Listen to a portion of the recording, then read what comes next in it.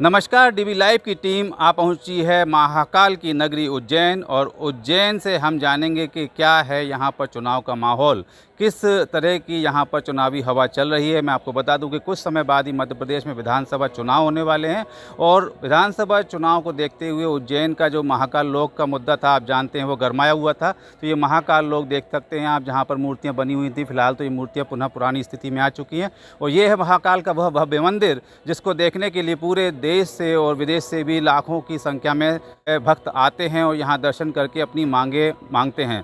अब मैं आपको ये बता दूं कि ये जो मंदिर है, इसमें यहाँ पर काफ़ी क्षेत्रों से सेनानी आए हुए हैं और अब यहाँ से हम चलेंगे शहर के अलग अलग क्षेत्रों में, वहाँ पर जनता की राय जानेंगे और देखेंगे कि यहाँ पर उज्जैन में माहौल क्या है, किस तरह के राजनीतिक समीकरण बन रहे हैं। क्या भाजपा की वापसी होने वाली है या फिर कांग्रेस मजबूत स्थिति दिखाते हुए यहाँ पर सत्ता में आएगी। तो चलिए चलते हैं यहाँ शहर की सैर करने।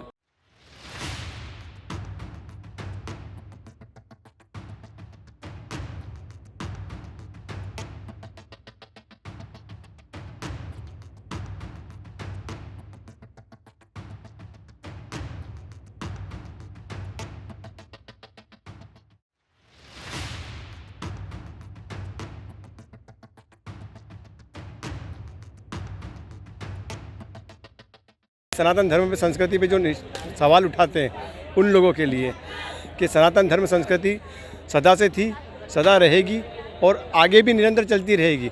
बस जो सवाल उठा रहे हैं उनसे इतना कहना है कि सनातन पर अगर हाथ सवाल उठाओगे तो आपके अस्तित्व पे सवाल उठ जाएगा, आपके अस्तित्व पे सवाल उठ जाएगा, आपकी राजनीति पे सवाल उठेगा और आप कोई जवाब दे नहीं पाओगे आप कभी भी।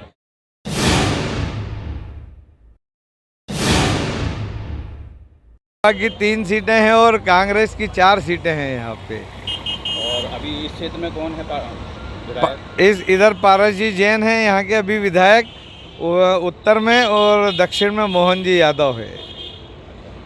और अभी मतलब बहुत बढ़िया महाकाल लोक के निर्माण होने से कोई यहाँ बेरोजगार नहीं है, सबकी आर्थिक स्थिति बहुत बढ़िया ठीक हो गई है।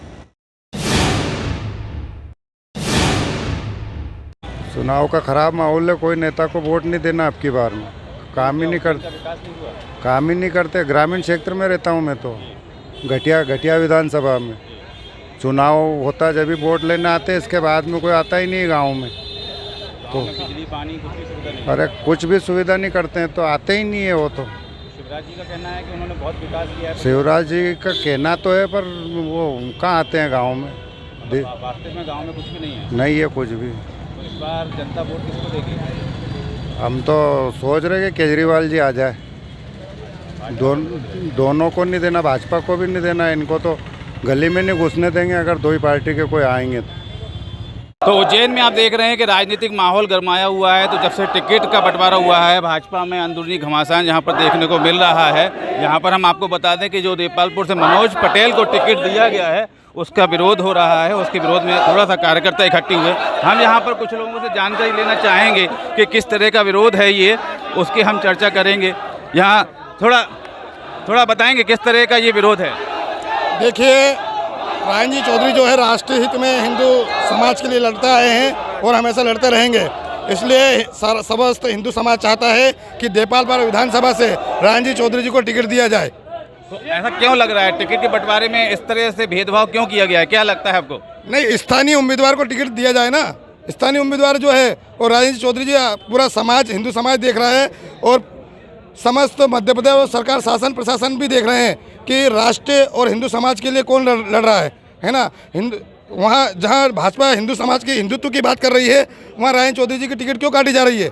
इसका विरोध यहाँ समस्त हिंदू समाज ने आकर विरोध जता रहे हैं। यदि बदलाव नहीं किया भाजपा ने तो आगे आपकी क्या रणनीति रहेगी, कहाँ तक जाएगा ये विरोध? अभी तो ये शांति वातावरण में आंदोलन है। अभी तो यहाँ संख्या आप देख रहे हो, 500 की संख्या में हिंदू समाज खड़ा है। यहाँ उग्र आंदोलन किया जाएगा और समस्त मध्य प्रदेश में उग्र आंदोलन किया जाएगा।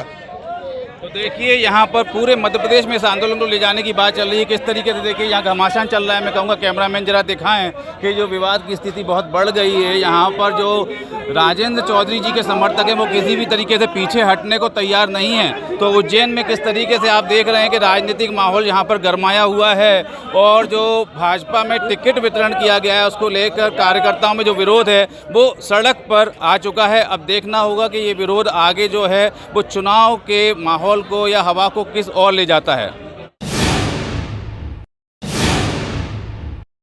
क्या माहौल है, कौन जीतने वाला है आगामी विधानसभा चुनाव में? कांग्रेस सरकार जीत रही साहब, ऐसा क्यों लग रहा है आपको? क्योंकि मुल्क के हालात देख के ऐसा लग रहा है कि बीजेपी को हराना जरूरी हो गया है। उज्जैन में क्या हालात लग रहे हैं? उज्जैन में तो काफी विकास हुआ, बहुत पैसा दिया शिवराज जी कह रहे हैं। नहीं भ्रष्टाचार हुआ, बल्कि उल्टा उज्जैन में खूब भ्रष्टाचार हुआ है। खूब भ्रष्टाचार हुआ, हर चीज़ में भ्रष्टाचार है। तो जनता सबक सिखाएगी। जनता सबक सिखाएगी और कांग्रेस सरकार इस बार लाएगी। ये क्या रुख है जनता का? आगामी चुनाव अभी उज्जैन में मैं जहाँ तक मैं देख पा रहा हूँ, उज्जैन या मध्य प्रदेश में बाहर भी जाता हूँ कहीं पे, तो मुझे लग रहा है इस बार जो जनता है वो बदलाव देख रही है। बीजेपी के पिछले 15-20 साल जो रहा है उसमें विकास तो हुआ है, पर जिस तरह के घोटाले हुए, जो खर्चा दूसरी जगह पे ज़्यादा होता है दिखावे में, और उसके बाद में जो स्टूडेंट के साथ में अभी काफ़ी घोटाले हुए हैं, उसको देख के मुझे लग रहा है कि इस बार कांग्रेस की तरफ ही बदलाव होगा, कांग्रेस इस बार आएगी।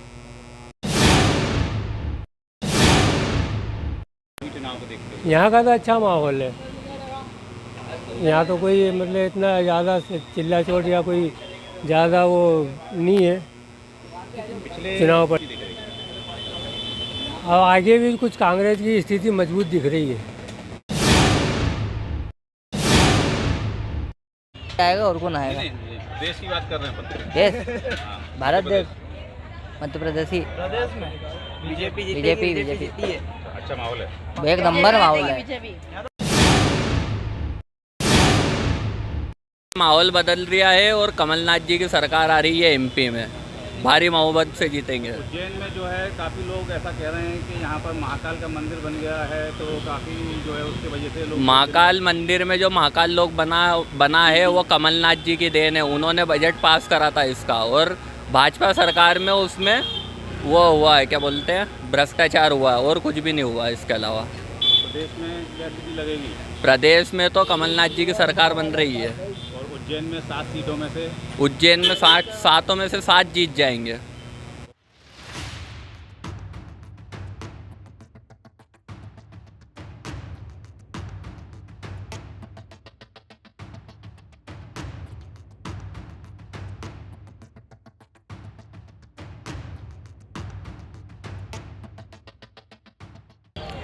उज्जैन उत्तर से देखा जाए तो बीजेपी का ही लगता है, क्योंकि जिस परिवर्तन से आप देखते हैं महाकाल जो बनाया गया है, महाकाल के कारण जो टूरिस्ट स्टोन बढ़े हैं, उसी क्षेत्र से होटलों का व्यापार बढ़ा है। व्यापार बढ़ने के कारण आसपास की जनता को भी उससे प्रभावित हुए हैं। कांग्रेस तो कहीं से कहीं तक आनी ही नहीं है और आनी भी नहीं चाहिए। जो कार्यकाल कांग्रेस को मिला था वही कार्यकाल बीजेपी को भी मिला है। 60 साल जब कांग्रेस भी थी तो उनने क्या करा, और उसी समय से आज अगर आप देखे जाएं तो आप रोडों में परिवर्तन देखिए। देख सकते हैं कि आदिवासियों के शोषण के विरोध में यहाँ आवाज़ चल रही है। यहाँ पर हम 1-2 कार्यकर्ताओं से पूछेंगे क्या किस चीज़ का विरोध है, ये किस चीज़ का विरोध है? यह ममता बहन जो हमारे आदिवासी समाज की जो बहन है उस पर किसी अन्य गैर आदिवासी समाज के ने जो अत्याचार और अन्याय करा है, उसके खिलाफ जो पुलिस प्रशासन ने जो गलत तरीके से एफआईआर दर्ज कराई है, उसके आक्रोश में महारैली निकाली जा रही है। तो अभी जिस तरीके से आप देख रहे हैं कि आदिवासियों पर लगातार अत्याचार हो रहे हैं और भाजपा उसकी कोई सुनवाई नहीं कर रही है, तो क्या भाजपा का विरोध करेगा आदिवासी समाज आगामी चुनाव में? खुल के विरोध कर रहे हैं, खुल के विरोध होगा उसका। तो फिर सत्ता में वापसी हो पाएगी भाजपा की? नहीं, भाजपा इस बार बदलना है, सरकार गई बदल गई तो शिवराज सरकार बदल जाएगी, ऐसा इनका कहना है। आदिवासियों में विरोध है बिल्कुल। जी बिल्कुल सर, ममता बहन को न्याय मिले यही चाहते हैं हम। पुलिस प्रशासन भी धोखा कर रही है, इसके लिए तो भाजपा सरकार आएगी कि वापस जाएगी? ये हम अभी कुछ भी निर्णय नहीं ले सकते। क्या कहेंगे? जिस तरीके से हमारे साथ न्याय नहीं करेगी तो भाजपा सरकार जाएगी। आदिवासियों पर ऐसे अत्याचार करती रही भाजपा तो जाएगी। भाजपा सरकार झूठा वादा करती है, बहनों के लाडली बहनों की बोलती है योजना है, लाडली बहनों के मान सम्मान करते हैं, बहनों को लात घुसे से रोड पे मारती है। सीएमएल पे लाइन में शिकायत की गई, जो कि सीएमएल पे लाइन के विरोध उसी को आरोपी बना गया। तो देखिए साफ साफ यहाँ पर आक्रोश है आदिवासियों के बीच में। उनका साफ कहना है कि आदिवासियों पर जिस तरीके अत्याचार हुए उनको देखते हुए भाजपा सरकार का जो है वो उसका विरोध किया जाएगा और भाजपा सरकार जो है उसको जो है सत्ता में वापसी की राहें यहाँ मुश्किल करते दिखाई दे रहा है ये आदिवासी समाज। ये था हमारे विशेष प्रोग्राम चुनावी पंच का उज्जैन सफ़र। इस सफ़र को हम यहीं समाप्त करते हैं और जैसे कि आपने देखा कि हमने उज्जैन के कई क्षेत्रों में जनता की राय ली, जनता से राय शुमारी करी और ये हालात जाने कि आगामी मध्य प्रदेश चुनाव में क्या स्थिति होने वाली है। क्या भाजपा की सरकार वापस आएगी या कांग्रेस पर विश्वास दिखाते हुए सत्ता का परिवर्तन होगा। तो आपने जनता की राय जानी, कई जगह थोड़ी मिली जुली राय भी मिली और कई ऐसे क्षेत्र भी मिले जहां पर खासकर ग्रामीण क्षेत्र में हम देखेंगे और युवाओं को देखेंगे तो युवाओं में हमें खासा रोष जो है वह भाजपा के विरुद्ध में देखने को मिला और महाकाल लोक के भ्रष्टाचार का मुद्दा भी कुछ लोगों ने उठाया। अब आगामी चुनाव में ऊंट किस करवट बैठता है और जनता किसको वोट देती है ये तो वक्त ही बताएगा, लेकिन अभी माहौल यहाँ पर उज्जैन में हमें मिला जुला ही नज़र आया। तो इस चुनावी पंच की यात्रा को हम यहीं समाप्त करते हैं। मैं DV लाइव के लिए गजेंद्र इंगले उज्जैन से आप सभी दर्शकों को धन्यवाद देता हूँ।